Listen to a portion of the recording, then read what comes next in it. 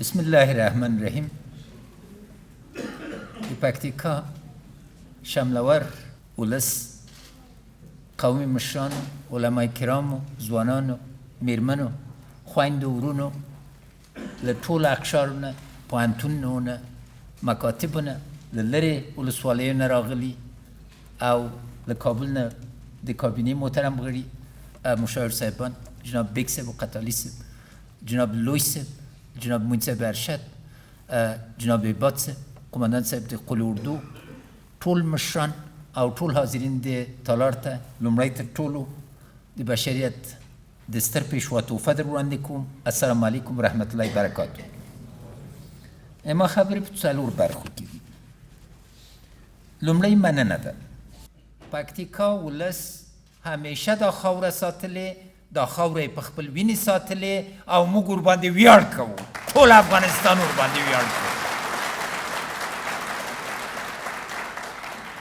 او خاصتا د لوی صاحب موین صاحب د ارشد او د عبادخان او جنرال صاحب په استازیتوب زه د پکتیکا له ټول ولس نه خاصتا شرقي ولسوالیو نه د زړه له کومې نه مننه کوم. هغه څه چې ولس کړي دي سلها کنډکو غونډو دی باندې نه کېدل. د زړه له کومې نه مننه. دوم تاسې له مینې نه نظام ته او د نظام باندې باور کولو د زړه له کومې درنه مننه کوم. داسې اصلاحات نه دي سوي، داسې سیاست غوره سوی نه ده چې د پکتیکا ستر ولس له هغه نه ملاتړ نه ده کړی. که سوله وه، که خارجي سیاست و، که اصلاحات و، که لوی پروژې وې، هر یو تاسې په مینې استقبال کړی. هغه ورځ چې د سلما بند پرانیستو پکتیکا جشن ونیو. دا ملي روحیه ده. زه په دې ملي روحیې باندې ویاړم.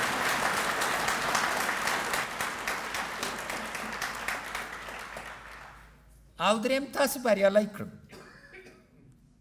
که تاسې رایه نه وه نن به زه ولسمشر د افغانستان نه وم.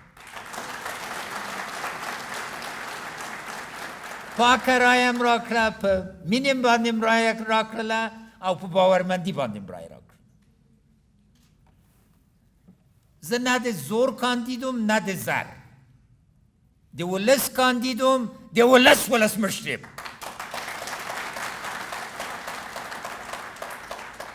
او خاصتا زه له تاسو نه مننه کوم له ګیلو نه.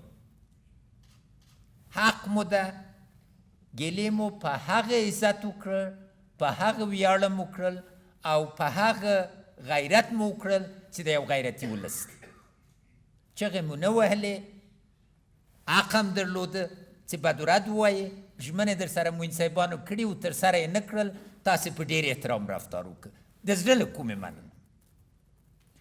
او دا لوی دریځ او عزت درښیي. اما دومه برخه د خبرو دا ده چې ولسمشر په حیث باندې اول شی دا دی چې وړاندیزونه څنګه بدلیږي په اقداماتو باندې. نن پکتیکا دوم درجه ولایت ته ارتقا کوي.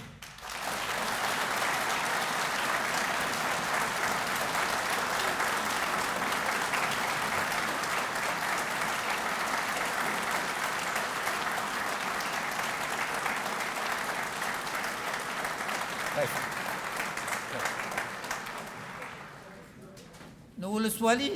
شورا سره جناب امت سره مې ټوکه وکړه. ما ویل که تعدادم له 9 نه 15 ته ډېر سي بیا به بحثونه هم شپږ چنده ډېر نه سي، خو اوس به دغه د ولسوالي شورا به متوماته توګه 15 ته اوچته سي. او زه پوهېږم چې تاسې په مینې یو بل سره به چلند کوئ. دوم د برېښنا پروژه ده. 80 میلیونه ډالره برېښنا پروژې ته اختصاص ورکړل سوي دي. آخري مرحله د مذاکراتو کې یو د آسیایي بانک لخوا. په راتلونکو 10 ورځو کې به پروژه نهایي سي. 18 میاشتې نیسي چې عملي سي. چې زړه کې م څه پاتې نه سي تر چې غزني ته برق نه وای رسېدلی تاسو ته نسو رسېدلی نو دا نه ده چې ما خوستو ګردیز ته په تاسې باندې ترجیح درکړې شره نه په ارج کې ده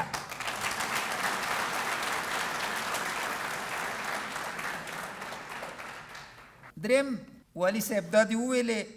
چې دا تالار دومره ځای نه درلود چې ولس درسي په همدې کال کې 109 میلیون افغانۍ مې درته اختصاص کړي دي چې د 2000 متر مربع یو تالار چې په عین حال کې د سپورت مرکزي ځوانانو ته درته جوړ سي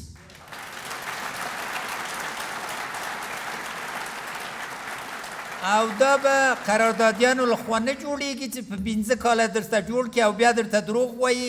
دا به هغه واحد د عملیاتي د ارګ جوړوي چې ارګ یې جوړ کړی ده او په زر وخت کې جوړ کړی او میرمنو دپاره به 1000 متر مربع فاتحه خانه جوړه سي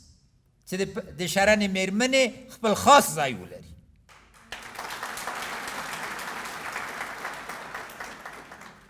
راتلونکي کال کې 1998 کال کې به 1.3 میلیارد افغانۍ د پکتیکا د اداري کامپلکس دپاره چې ټول دفترونه هم له سره سي اختصاص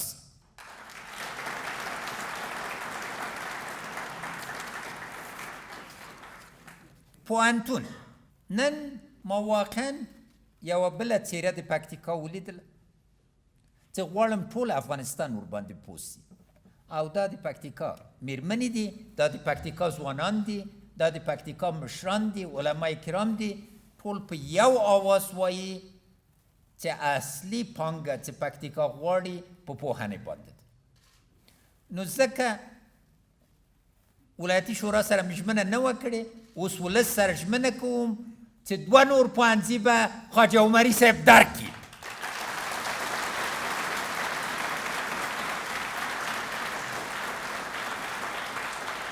او په دې اداري کامپلکس کې مې چې پیسې ورکړي دي د 2 پوهنځیو مصرف به یي او نور شیونو پسې باید دوی وګرځي چې بیا راتون وایي چې تعمیر نه لري او هغه علاوه د مخابراتو وزارت ته هدایت ده چې ټول پوهنتون د پکتیکا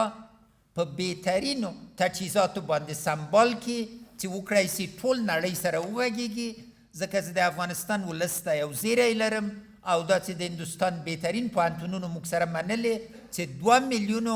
محصلینو ته به د درس زمینه برابره کړي د انټرنټ له لارې او په ختم د 3.5 کالو کې دوی به یو امتحان واخلي او هغه یې چې بهترین نمرې وړي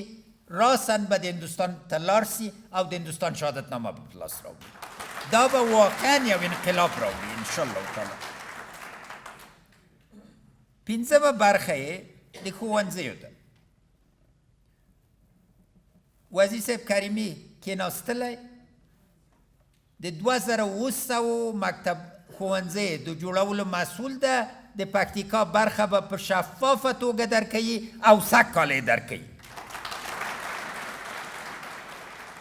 د پکتیکا له میرمنو او خاصتا له محصلینو نه مننه وکړم له ما نه یو شی وغوښته زه غواړم 2 چنده د هغه درکړم شاید چې دوی رانه وغوښته وایي یو ښوونځی او یوه لیسه جونو دپاره شرنې کې راکړه دا په سرو سترګو علاوه پر دې یوه ښوونځی او یوه لیسه ارګون کې به هم درکړم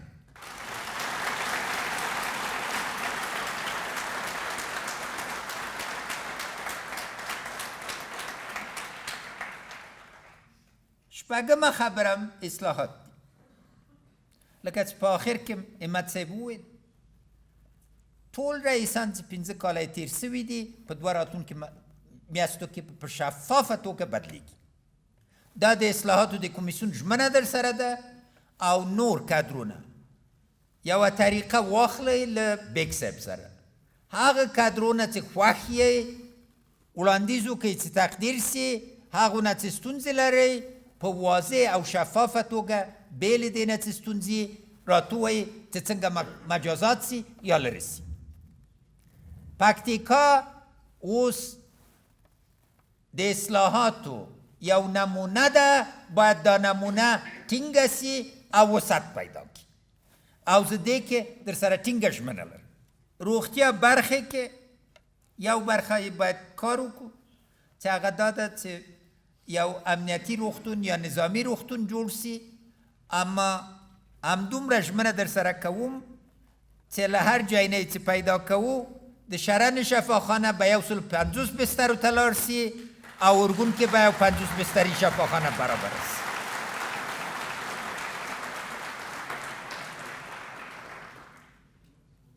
د انګور اډې باقی مانده برخې باندې به پانګه واچول سي. دا برخه ښه جوړه سوې، باقی دوه برخې په څه کار کوي. موږ له مذاکراتو له آسیایي بانک سره به لومړیتوب ولري. امنیت برخې کې ما لومړی هدایت داده او جناب لوی صاحب معین صاحب د ارشد و عباد خان ته مې هدایت ورکړ چې لومړی د شرقي پکتیکا د ولسونو خوځښت ته مرسته وکړي، ټینګې کړي او دوی قدر ورکړي. دا ولسوالۍ واقعا اتلوالی کړې، قهرماني کړې او دوی سره به هر رنګه مرسته وسي. دوم لاره خلاصه کړي. رئیس صاحب د امنیت ته تکړه سړی دی، قماندان صاحب د امنیت، قماندان صاحب د لوا ته ټولو ته مې هدایت ورکړی په خیر اوسئ چې لاره به خلاصوو. که پارتیزاني ګروپو کې کېږي، که حملې کې کېږي، نور دا د منلو وړ نه ده چې پکتیکا جزایرو باندې تقسیم وي.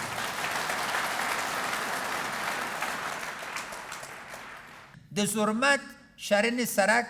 به محفوظ کېږي. زه والي صاحب د پکتیا نه مننه کوم. واقعا پکتیکایي همت دې وښوده. کټوازي صاحب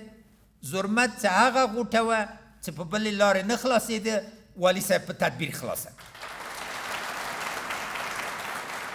خدای ده ته ډېر همت ورکړي او نور داسې ځوانان راکړي چې نور ځایو کې وټاکم. مهربان. ټول باقي تحکیمات پرون شپه دوی په همدې لارې خپله راغلل او والي صاحبانو ته مې ویلي چې د پکتیا صاحب والي، د پکتیکا صاحب والي، غزني صاحب والي او میدان وردک و لوګر صاحب والیان سره کینی په یو اړخیزه د منطقې د امنیت یوه طرحې باندې راسي. ځکه یو څیزو دا شی چې سره تړلی دي پاتې کېږي. نن پکتیکا د وصل یو منطقه ده او تاسې پیغام چې یو ترانزیتي پکتیکا غواړئ، زه په سر و سترګو منم.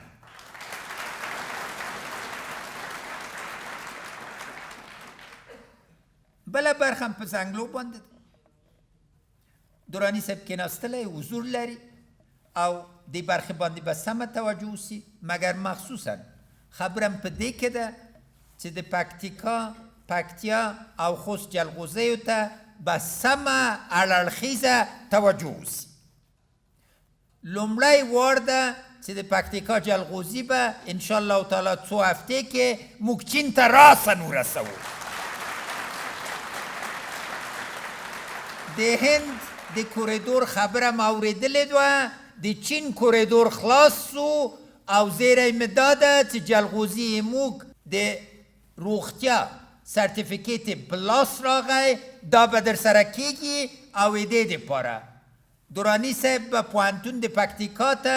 یو خاص زراعتي تحقیقاتي فارم ورکوي او د جلغوزو یو مرکز به په پکتیکا کې.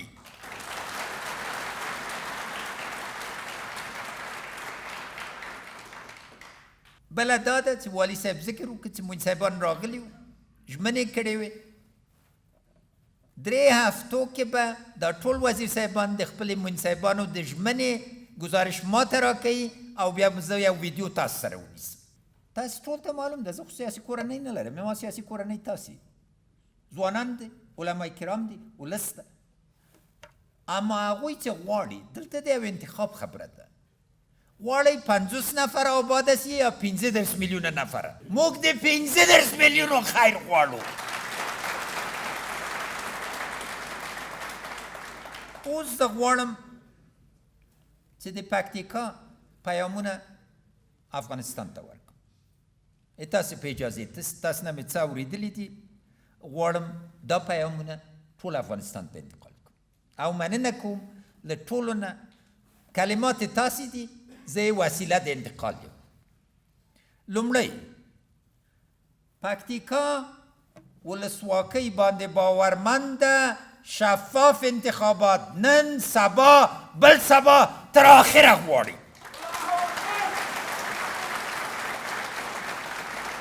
له ټول ولس نه مې اورېدلې چې څه بایومټریک دي پاک دي څه خراب دي او صندوقونه ډک سوي دي ډک صندوقونه وسوځوئ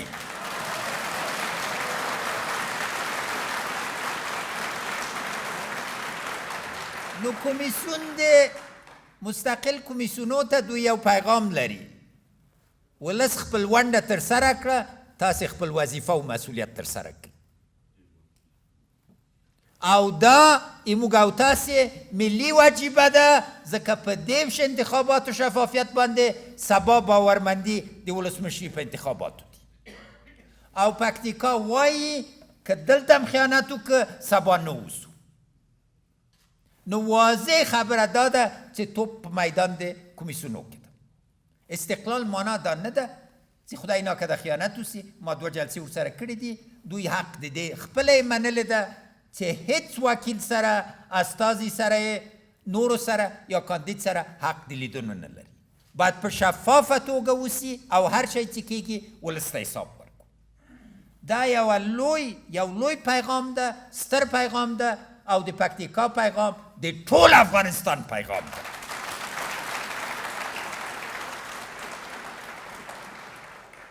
دویم پیام مې چې واورېده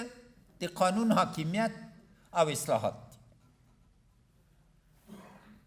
پکتیکا هغه ولس ده چې ولسي جوړښت پکې فضل د خدای بېساري ده د پکتیکا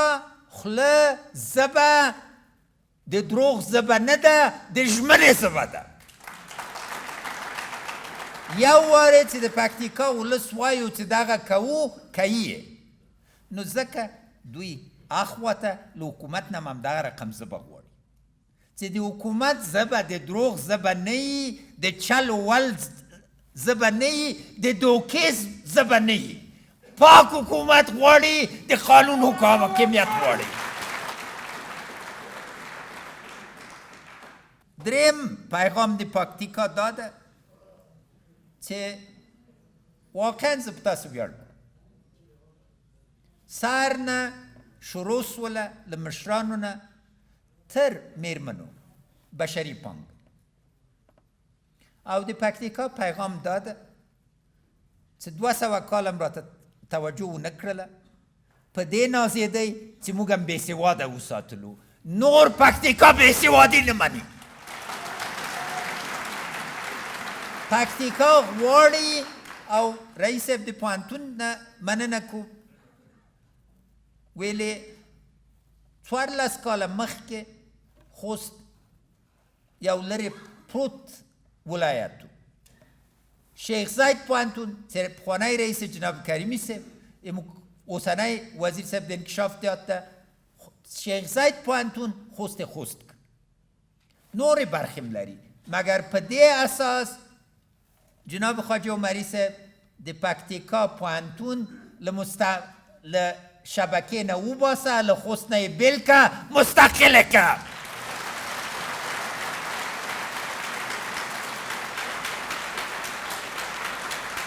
او شینواری صاحب د پکتیکا مسلکی معلمینو ته امتیاز وړاندیز وړاندې که زه په سر و سترګو منم مخصوصا ښځینه استادان ښځینه څارنوالان ښځینه قاضیان که پکتیکا ته راسي زه 10% ډېرتره معاش قاضیان و څارنوالان ته منم څلورم پیغام د پکتیکا افغانستان ته متوازن انکشاف ده متوازنه وده ده خویندو ورونو که زرنده د پلار ده هم په وړ ده زه په دې ویاړم او د پکتیکا له ولس نه مننه کوم چې دا چې ما نورو ولایاتو ته لومړی توجه وکړله، تاسې په ډېر زغم ومنله او دا د ملي روحیې نمونه وبوله. مګر نن حق او وخت د پکتیکا رسېدلی او هیله ده ولسمشرم یو ځای د افغانستان ته دوم درجه کتنه نه ده کړې، نو ځکه ټولو نورو پسې وګرځېد. نو اوس وزیر صاحبانو تاسو ته ضرور ده ټولو ادارو ته چې پکتیکا ته د متوازن انکشاف پیس وګورئ. او معنا د متوازن دا نه ده چې بیا یې 100 کاله ماتله وایي. په راتلونکو شپږ میاشتو کې هر یو وموښیئ چې هغه کارم چې 200 کاله نه و کړی په دې شپږ میاشتو کې به ورته څه کوئ.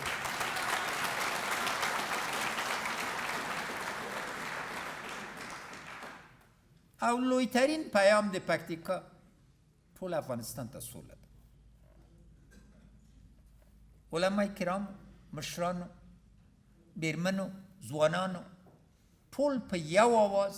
ټول اقشار، پوهنتونیانو ویلې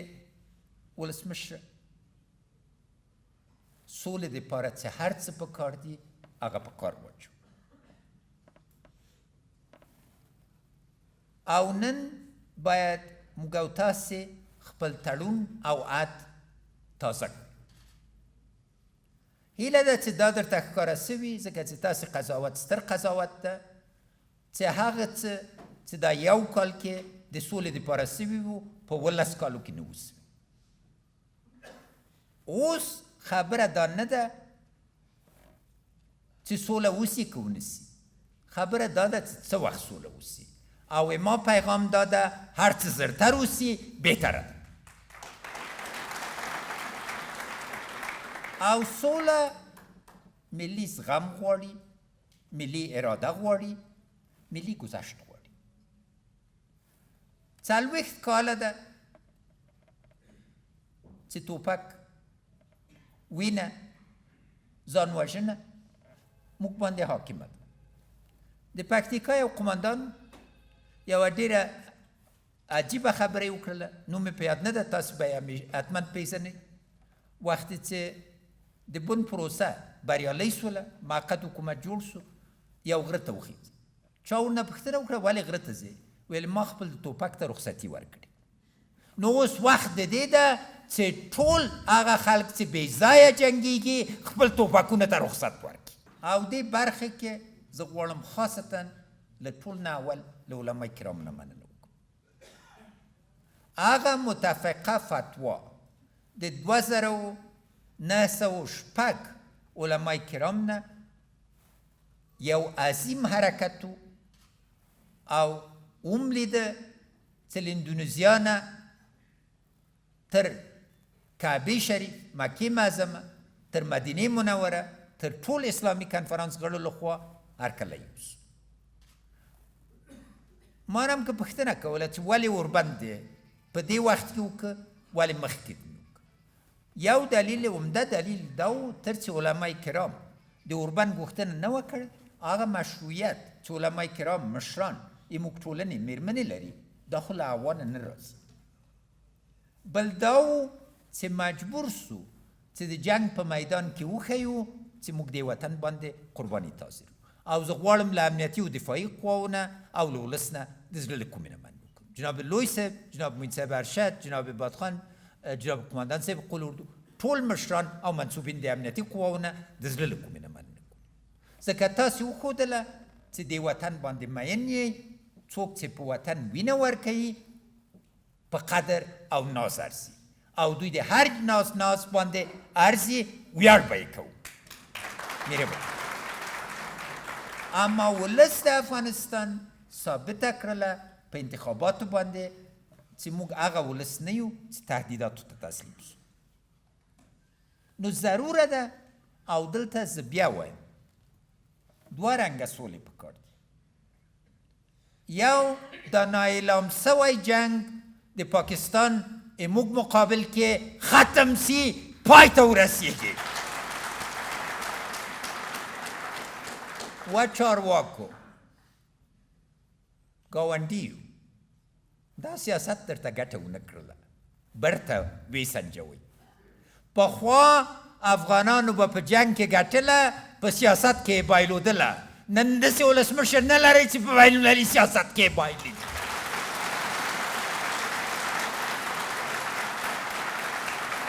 راکئ لاس د سولې بیا به ګورئ چې آباد افغانستان به څنګه مرسته کوي در سره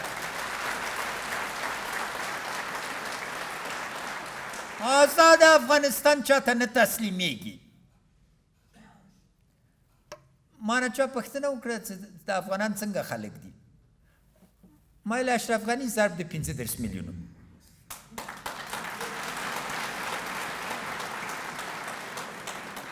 که په عزت یو خبره راته وکړي له ما نه متواضع انسان نسته نه مې کورتۍ بدله سوې نه مې کمیس پرتوب دوم طالبانو سره سول وم لیدل اوربند کې چې دا ولس هم برته مني تاسې فکر وکړئ ما ته داسې یو بل مملکت وښیي چې 18 کاله جګړه ده تېره یوه اونۍ مخکې له کوچني اختر نه 1000 نفر افغانان حق ته ورسېد 300 یې موږ د امنیتي و دفاعي قوانو 200 له طالبان او هغه ورځ چې اوربند وسو شرنې کې مو لیدل ټول افغانستان کې مو لیدل چا دوی ته تو وکړل چا په ټوپک وایسته خو غېږ یې ورکړله د دې وطن غېږ ډېره لویه ده برته د وطن مور ومنئ خپل پلار ومنئ له پلار و مور نه نسئ بېلېدلی اما له باندنیو نه ځان بېل کړئ هیڅ وخت یو افغان دپاره نور خلق له مور نه مهربان کېدی نسي او هغه یوازې میره نه دي هغه د چلول خلک دي نو ضرور ده چې موږ سوله راوړو اما سوله په دې اساس چې تلپایه سوله چې برته یو بل درس په افغانستان کې را نه وړي نو سوله باید شفافه وي لکه چې شفاف انتخابات غواړو او ما ژمنه در سره دا ده چې دغه به انشاءالله تعالی ترسره کوو تاسې ویلې هر رقم کوشش وکړه ورونو که سر مې د سولې دپاره ځي سر مې د سولې قربان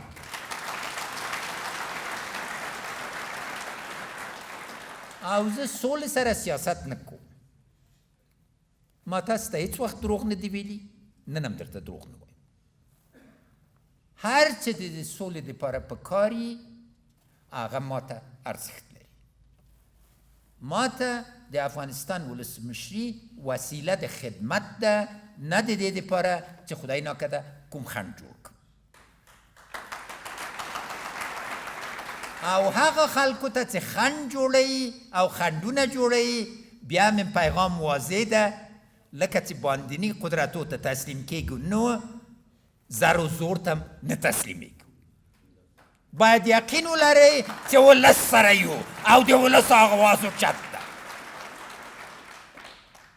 آخري پیام مې دا ده چې دا 6 میاشتې تېرېږي په دې 6 میاشتو کې به زه یوه ژمنه وکړم د پکتیکا راتلونکي ته به زه یو منظم پلان جوړ کړم او هغه به بل وارې در سره شریک کړم په آخر کې غواړم له ټول د دې قهرمان او میړني ولس نه او ډېرې میړنې ښځو او ځوانانو او علما کرام او ټولو اقشارو نه مننه وکړم پکتیکا د اصیل افغاني کلتور استازی ده او نن هغه دودونه چې زرها کاله موږ ته نتیجه راکړې او څوک دې نه هېروي چې د پکتیکا اداري تقسیمات ډېرتره برخه د سلطان محمود غازي میراث ده دا نوې پیدا سوې ولایت نه ده ډېر ستر او ژور تاریخ لري او بله برخه چې په دې راتلونکي 6 میاشتو کې به ورباندې کار کوو د پکتیکا زیرمې دي اوبو باندې به په اساسي توګه کار کوو په ګاز او د پکتیکا په تیل باندې په اساسي توګه پاک کوو اوبو معلومې دي او دلته له هغه وزارتونه چې په اوبو باندې کار کوو او تبعیض یې کړی واقعا خوابده یم ژمنه مې دا ده چې حداقل یو یا دوه بنده په اساسي توګه راتلونکي کال کې وګورئ چې شروع سي او که هغه څه چې زه فکر کوم د پکتیکا خاورې لاندې دي دا به نه یوازې پکتیکا آباده کړي انشاءالله تعالی دا به ټول افغانستان آباده کړي تل دې وي افغانستان زنده باد افغانستان یشسن افغانستان او تل پاتې میړنی پکتیکا